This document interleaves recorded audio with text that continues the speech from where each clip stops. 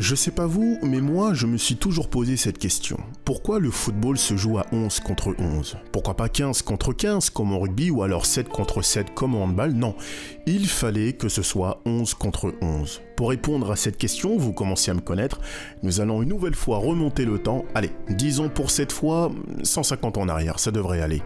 C'est l'objet de ce 5e numéro de Culture Foot, alors prenez place et élucidons ensemble ce mystère resté longtemps sans réponse.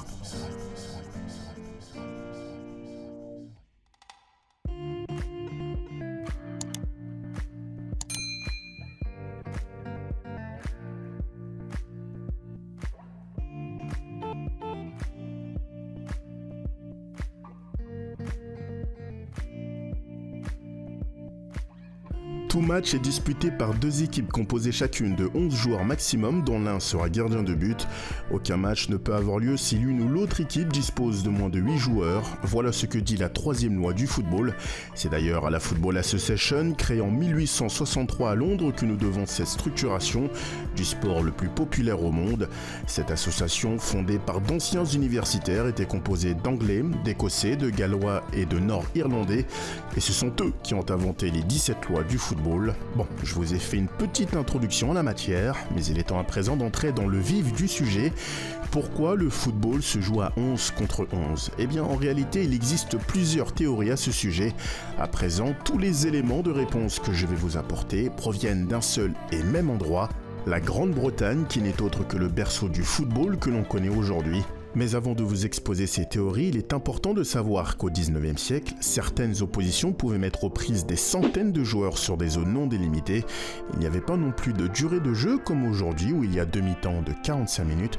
Et le football était également un sport extrêmement violent. Mais malgré toute cette désorganisation, le football reste tout de même un sport extrêmement populaire, notamment au sein des universités. D'ailleurs, les universités britanniques nous amènent à la première théorie, celle de la légende des dortoirs. À Cambridge, Westminster, Charterhouse ou encore à Eton, les étudiants jouaient dans des espaces clos, ce qui limitait grandement le nombre de joueurs sur un terrain. L'histoire voudrait même que certaines universités aient fixé le nombre de joueurs à 11, car les matchs s'opposaient entre dortoirs de 10 étudiants et de surveillants qui jouaient au poste de gardien de but. Voilà pourquoi le football se jouait à 11 contre 11. Voilà, vous avez enfin la réponse à votre question. C'est la fin de cette vidéo. Merci de l'avoir suivi.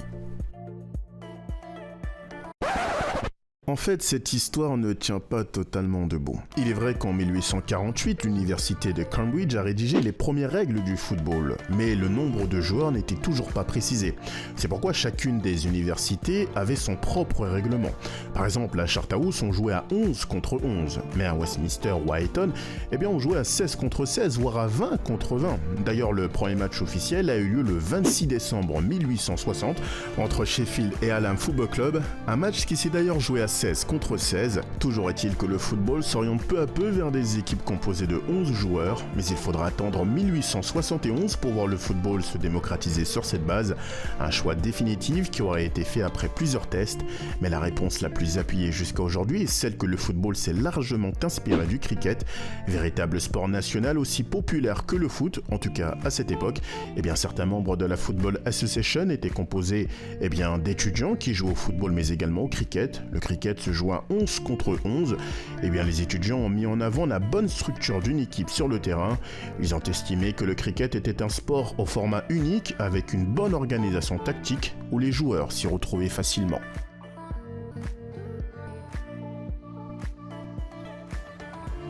C'est la fin de ce 5e numéro de Culture Foot, j'espère qu'il vous aura plu.